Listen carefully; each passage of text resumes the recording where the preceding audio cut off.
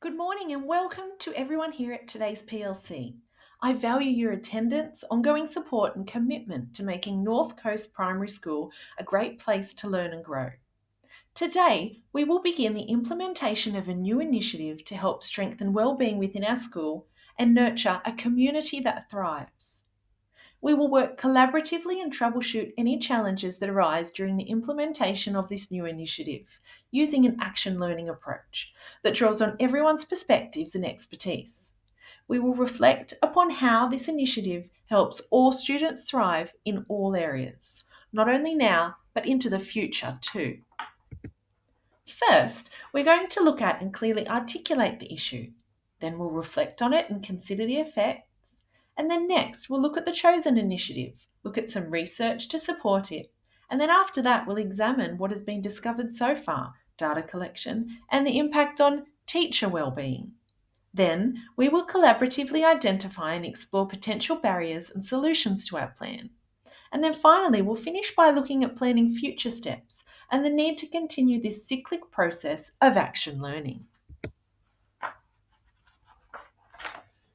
Now, let's move on to the first step of our action learning cycle action or issue, where we define, I'm not going to say a problem, but rather an opportunity for growth across our school. So, as many of you know, for the past few years, teachers at our school have noticed a pattern of decline in student wellbeing once they enter stage 3. This decline in wellbeing is specifically observed in student interest, engagement, and motivation.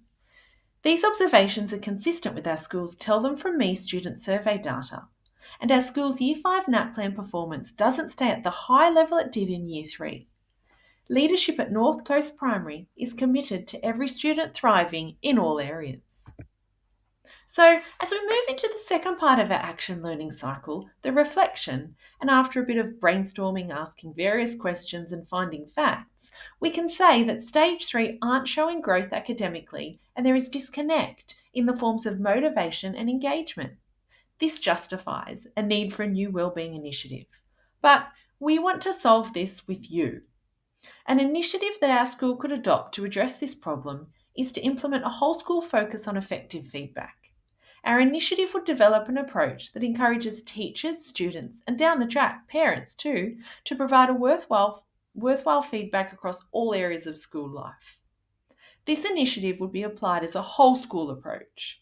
A whole school approach would focus on prevention of student disconnect rather than cure.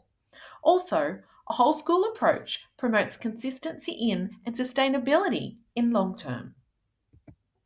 So, just so we're on the same page and we have a consistent language throughout the school, what is feedback? Feedback is information that helps bridge the gap between what someone already knows and what they need to understand in order to improve. Hattie and Timperley defined feedback as relating to actions or information provided by an agent, such as a teacher or peer, that provides information regarding aspects of one's performance or understanding. Effective feedback should be specific and timely, and it should focus on modifiable behaviours. And it should be delivered in a constructive and non threatening manner with the aim of encouraging growth and development. Furthermore, Sharrett states that there is power in giving students individual feedback and also giving a class collective feedback. Hattie and Timperley state that feedback can lead to increased effort, motivation, and engagement to reduce the discrepancy between the current status and the goal. We will be guided by Hattie and Clark's research and give feedback that focuses on the attributes and qualities of the student's work rather than comparing it to their peers, suggestions for particular areas where the student's work could be improved, and progress that the student has made in comparison to their previous work. Additionally, creating a high trust, low anxiety environment is crucial when providing feedback to students. It's important to keep in mind that the type of feedback given can have a significant impact on a child's self-efficacy, self-esteem, and self-worth. Teachers will complete PD to enhance their skills in providing effective feedback. Teachers will gain skills not only in providing feedback for academic growth, but also in incorporating socio-emotional learning into their feedback approach. We will aim to tailor our feedback to ensure that all students thrive in all areas. Now, we can't overlook the importance of students giving feedback to each other. Interestingly, there's much research that points out that student to student feedback tends to be better received than teacher to student feedback. Stackstein states that with basic instruction and ongoing support, students can learn to be exceptional peer strategists, providing thoughtful insight into what works from an audience's perspective and offering constructive strategies for improvement. Sharrett expresses the essence of students giving feedback in the classroom delivers more than just giving and receiving feedback. It fosters collaboration, promotes engagement, enhances self-worth, and cultivates respect. Here, students will be part of a community of learners who engage in social interactions and learn from one another. Building the capacity for students to peer assess and even self-assess to give effective feedback will be an important element in our plan. One way that students could get involved in this feedback process could be through deconstruction of learning intentions, co-construction of success criteria, and peer and self-assessment through the use of bump-it up walls. So here's an example of a bump-it up wall. There's the learning intention, success criteria, exemplars, and each exemplar shows what it takes to get to the next level. Here, improvement is possible for every child. These bump-it-up walls will provide a good visual scaffold of expected practices by comparing their work to the exemplars on the wall and then giving explicit next steps. Using bump-it-up walls can promote social and emotional learning among students by fostering a growth mindset. A growth mindset can encourage students to embrace challenges and put in effort to improve their abilities, leading to increased motivation and persistence in their learning. How good would it be if we had a culture here where mistakes were seen as opportunities for learning rather than failure? Clearly, feedback enriches students' experiences in powerful ways that aren't always academic. John Hattie is a well-known educational researcher who has found, through multiple studies, that feedback is a very powerful contributor to student success. His research showed that feedback has an effect size of 0.73, which is a large effect size and one that has the potential to considerably accelerate students. Furthermore, Hattie's analysis found that feedback, specifically in the form of reinforcement and cues, had an even greater effect size of 0.92. This highlights the importance of giving feedback that gives positive reinforcement and cues to advance to the next steps in learning.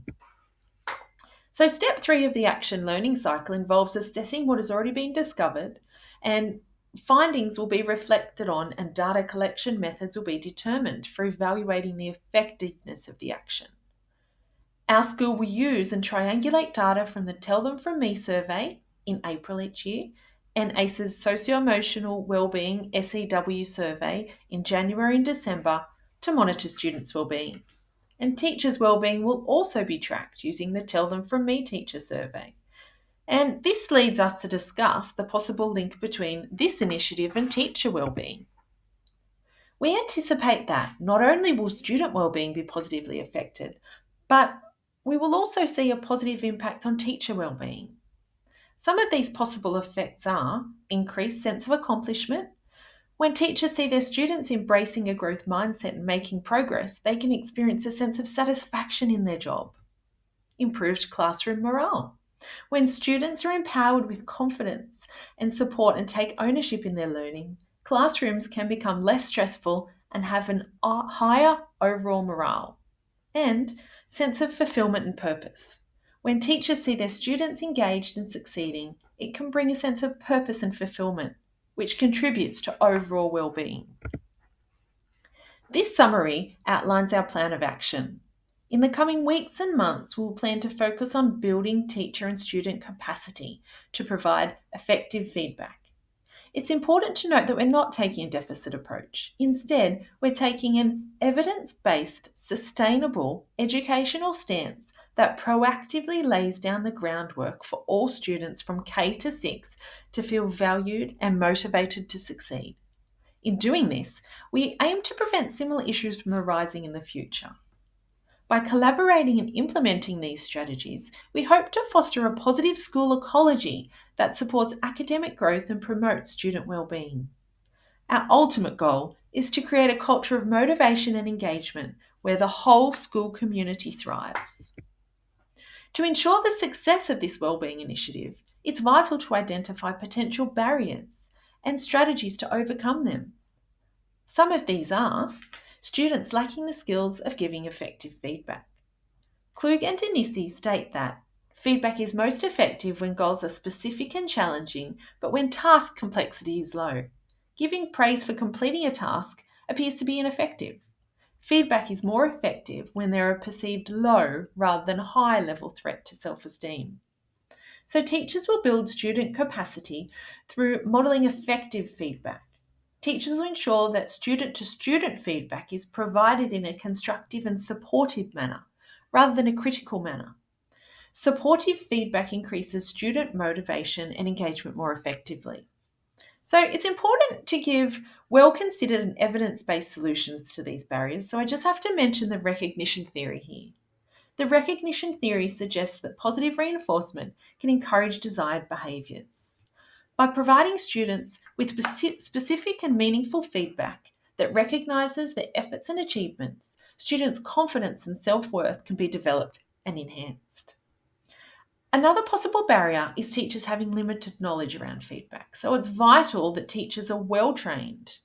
Teachers will receive targeted professional development, demonstration lessons from the school leadership team, and further ongoing support within their PLTs. And this barrier kind of leads into the next: resistance to change. Educating teachers and even parents can help avoid resistance to change by providing them with deeper understandings of the reasons for a focus on feedback and the benefits it can bring. Once the concept and reasoning are well understood, this will hopefully help them to connect with the purpose of the initiative and foster a sense of ownership and also buy-in. By openly sharing data on our starting points and progress throughout the initiative, we can inspire, support, and motivate active participation. Student resistance to change. It's even possible that students might be resistant to giving and receiving feedback. Building trust and framing feedback positively will be the key here. Lack of time within the constraints of a school day. So we all know how busy a teacher's day is, and teachers might find it hard to find the time to give effective feedback. So it will be vital to the success of this initiative to ensure that teachers understand the purpose and the benefits. So a key to success here will be that the school community recognise the value of it, and that it's not seen as an extra thing that we're doing within the school, but rather another way of doing things, a pedagogical shift. To further ensure the fidelity and sustainability of this initiative, leaders will go on weekly learning walks and talks. And furthermore, continuing on to cycle through the action learning process will promote sustainability through striving for continuous improvement, engaging all stakeholders, building capacity for all, and sharing knowledge. At a later date, we'll meet again to further explore step 4 of the action learning cycle. This involves planning for future actions and steps, and here we'll figure out what could have gone better and come up with plans to address any issues that get in the way of developing a positive school ecology. Step 4 is a really important step because it ensures that the team continues to apply the knowledge and skills gained from the action learning process to future projects. By embracing an action learning process and committing to its cyclic nature, we can ensure that progress is not only measured but also reflected on and sustained so that our students can be engaged and motivated learners. Through this ongoing process, we can create a culture of continuous improvement that enhances well-being for the whole school community and enables all students to thrive in all areas. Now, I'm going to finish with a quote from the man behind action learning, Reg Revens. Those who are to change significantly that which they freshly encounter must themselves be changed by the changing of it. Thank you.